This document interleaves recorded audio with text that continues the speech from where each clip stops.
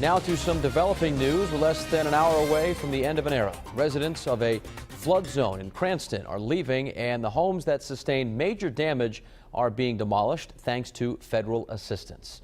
Let's go to Eyewitness News reporter Sean Daly. He covered the historic floods in 2010.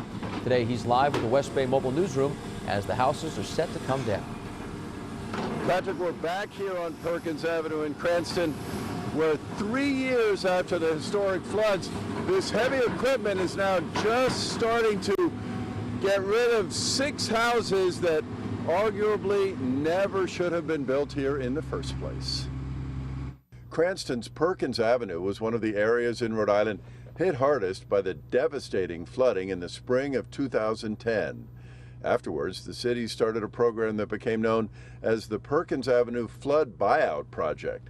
So far, taxpayers in Cranston have bought 6 properties on Perkins Avenue, all now set for demolition.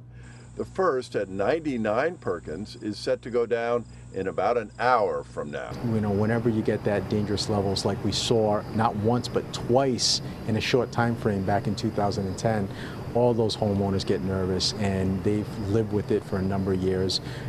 So, you know, to be able to help them out during these difficult times, you know, is a great thing to do. One of the 6 properties about to be leveled has been in Corey DuPont's family for decades.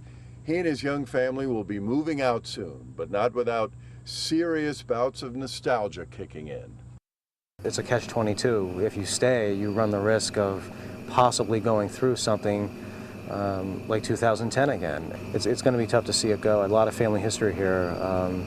I started my family here. My grandparents started their family in this house. Yeah, so it'll be tough to see it go. Now, the city of Cranston is set to buy 1 more house for a total of 7 from the $1.2 million grant from the Federal Department of Housing and Urban Development. And after that, possibly 2 more houses that would be paid for with state disaster money. That would bring the total to 9. 9 houses here on Perkins Avenue ultimately may all disappear. Live in Cranston with the West Bay Mobile Newsroom, Sean Daly, Eyewitness News.